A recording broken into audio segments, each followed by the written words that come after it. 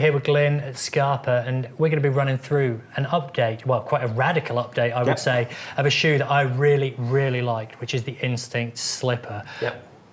Now, if the dial of the last one were to be somewhere near the 1 and 2, this thing looks like it's cranked it up to 11 or 12.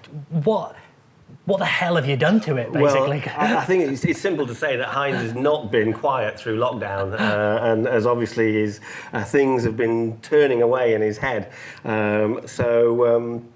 Number of updates in terms of this shoe. Most notable is the tensioning system. I mean, we talk about the tensioning systems all the time, and we have a number of different tensioning systems. Again, layman's terms, a tensioning system is always working away behind the scenes, underneath the outsole, to provide support and power.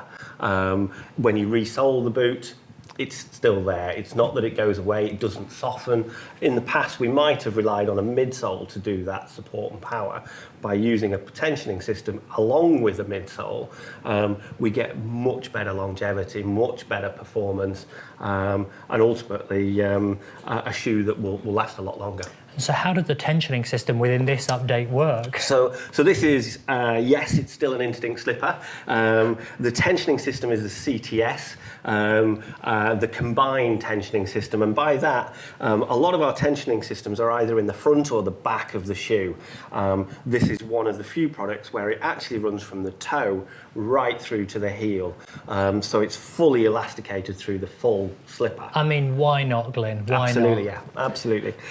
And so what's the end result of that in terms of its feel then? So obviously it's a slipper.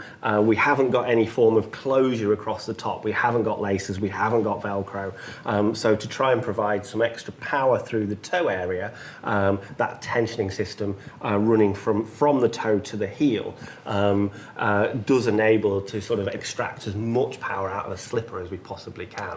Because I really liked the original, or when I say the original, its predecessor, because it was a really good all-rounder, actually. I've done everything from bouldering in it, I've done a bit of trad in it, I've done a load of sport in it, maybe less sport, but anyway, I've done a load of different things around it, and everything as well, from actually kind of like nice, easy circuits in font, because it was really comfortable, it was really sensitive, but it also had that bit of support. But all the way through to some of the hardest boulder problems that I've ever done as well. But again, that support and the comfort made them just a joy to climb in.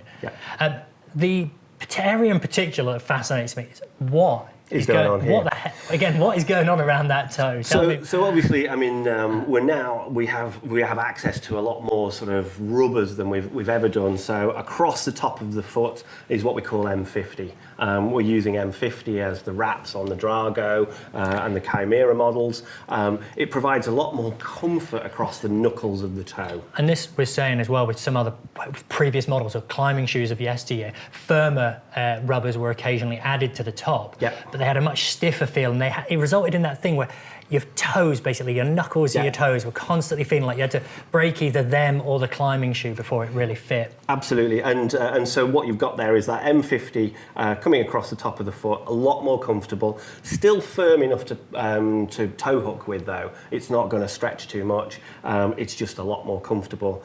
Across this section here, on the leading edge and over the toe, is a material called Ilga rubber, which is the traditional randing rubber. So you've actually got a very precise toe and leading edge on the shoe, whereas on the outside of the foot you've got a little bit more room for expansion. Yes, smedging. Now this tensioning system runs from here, as I say, all the way round to the back of the foot. As you can see with the heel, we've got these blue inserts. This is XS. This is M50. Sorry, again, in a blue colour with excess grip around the So spine. again, you've got a good amount of, again, grippy rubber around the heel. Absolutely, this is one of those shoes that you will use the whole of the shoe on a fairly regular basis, so it's important we put that in there.